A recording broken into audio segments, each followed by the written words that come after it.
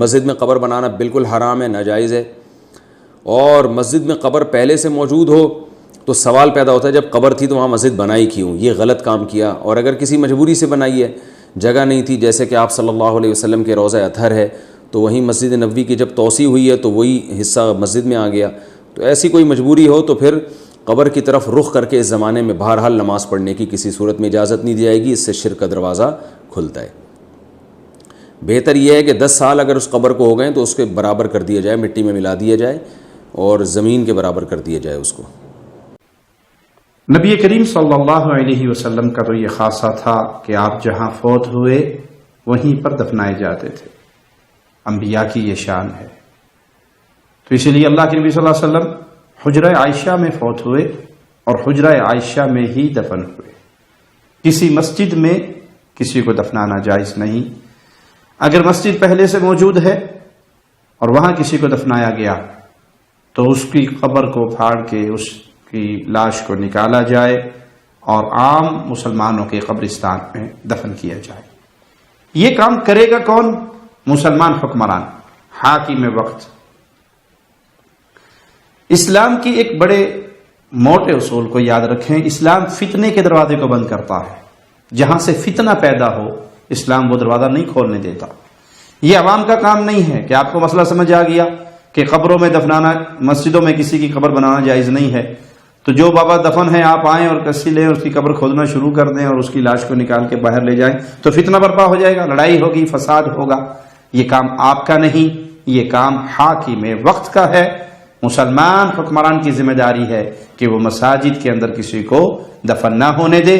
اگر کوئی دفنایا گیا ہے غلطی سے تو اس کی لاش کو نکال کے عام مسلمانوں کے قبرستان میں دفن کرے. اسی طرح جہاں قبریں ہیں اس کے اوپر مسجد نہ بنائی جائے. جہاں قبریں ہیں وہاں پر مسجد نہ بنائی جائے بلکہ مسجد ایک الگ جگہ پہ بنائی جائے. پر مسجد بنانے کی حرمت ہے، مطلب حرام ہے.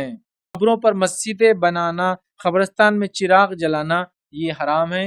نبی اکرم صلی اللہ علیہ وسلم کی حدیث ہے، وہ فرماتے اور کہتے ہیں اللہ نے قبروں کی زیارت کرنے والیوں پر اور ان پر مسجد بنانے پر اور چراغ جلانے والوں پر لعنت بھیجی ہے. مسجدیں بنانا قبروں پر ممنوع ہے، حرام ہے. آئیے دوسری روایت، صحیح مسلم کی روایت ہے. نبی اکرم صلی اللہ علیہ وسلم فرمایا لعن اللہ الیہودا، اللہ تعالیٰ یہودیوں پر لعنت برسائے، لعنت کرے. اتخذوا قبور انبیائہم مساجدا، انہوں نے اپنے نبیوں کی قبروں پر مسجدیں بنا دیا، اس لیے یہودیوں پر آپ نے لعنت بھیجو. حدیث سے کب کی معلوم آپ کی لعنت بھیجنے کی؟ آپ کی وفات سے چند دن پہلے جب آپ بیمار ہوئے تو یہ بات آپ بار بار دہراتے تھے تاکہ اشارہ کر رہے تھے اپنی بیوی کے سامنے، ماں عائشہ کے سامنے بیان کیا کہ میری خبر پہ ایسا کوئی عمل نہ ہونے پائے. جو یہودی کرتے تھے انبیاء کی خبروں پر مسجدیں بنا دیتے تھے. خبر قبلے کی طرف نہ ہو، اگر لیفٹ اینڈ رائٹ ہو تو نماز کا کیا معاملہ ہے؟ تو دیکھیے اس معاملے میں قبلے کی طرف اگر خبر ہو تو نماز تو ہوتی ہی نہیں ہے کسی بھی حال میں. لیکن ایسا اگر معاملہ ہو کہ خبریں لیفٹ اینڈ رائٹ سائڈ ہے تو یہاں یہ دیکھا جائے گا خبریں پہلے تھی یا مسجد پہلے بنی تھی. اگر مسجد پہلے سے اور خبریں بعد میں بنی تو انشاءاللہ پھر نماز ہو جائیں گی کیونکہ قبلے کی طرف خبر نہیں. لیکن اگر خبر کے لیے مسجد بنی تھی تو پھر خبر چاہے لیفٹ ہو، رائٹ ہو، قبلے کی طرف ہو پیچھے ہو، وہ اس مسجد میں نماز نہیں پڑھنا چاہیے. اس کو بولتے ہیں قبر والی مسجد. مطلب پہلے خبر تھی، لوگ زیارت کو آتے تھے تو لوگوں نے کہا مسجد بنا دو اس میں. اب مسجد بن گئی، چونکہ زائرین نماز پڑھیں گے تو یہاں تو چاہے آگے ہو چاہے پیچھے ہو چاہے ادھر ہو ادھر نماز نہیں ہے.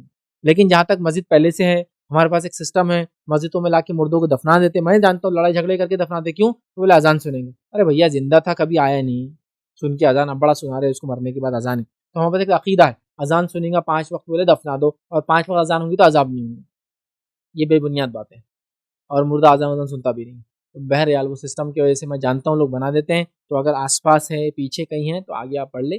اور اگر وہ خبر والی مسجد ہے، مطلب خبر پہلے تھی مسجد بعد میں بنی، تو پھر وہاں تو احتیاط کرے، نہ پڑے گی بہتر ہے.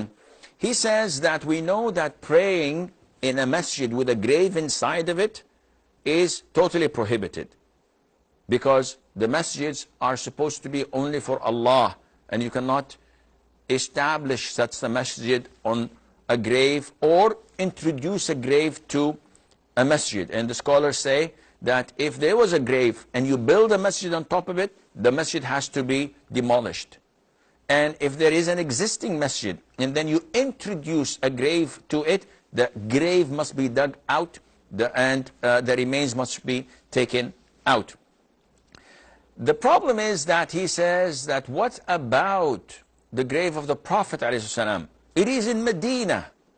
It is in the masjid. And we say, like all scholars say, that this is not true. The Prophet ﷺ, if you read his seerah, where was he buried? Not a single person who knows Islam would say that he was buried in the masjid. Everybody knows that he was buried in the house of Aisha. And the house of Aisha was not in the masjid, because she is a woman. She gets her menses and things happen, and this cannot take place in the masjid. Her house was, like all the mothers of the believers, the wives of the Prophet ﷺ, were adjacent. Their houses were adjacent to the masjid. So the Prophet ﷺ, Abu Bakr and Umar, may Allah be pleased with them both, were all buried in the room, in the chamber of Aisha. Years afterwards, after Abu Bakr, Umar, Uthman, Ali, Muawiyah, Yazid, in the time of Marwan ibn Abdul Malik, if I'm correct, long afterwards, he instructed his Amir, who was the Caliph of the Umayyad Empire, he instructed his Amir to expand the masjid. And he ordered him to include the houses of the mothers of the believers within the masjid. And all the tabi'een objected. Among them was Sa'id ibn al-Musayyib and others. They said, this is not permissible. What can you do when the ruler has the army, the civil defense, the National Guard, the Marines, the Navy, everything? He said, Simon says, you're going to do this. And he forced them to do it. So the Prophet ﷺ was never buried in the masjid. It was this Khalifa who included the house of Aisha, may Allah be pleased with her, in the borders of the masjid. And I hope this answers your question. We have a short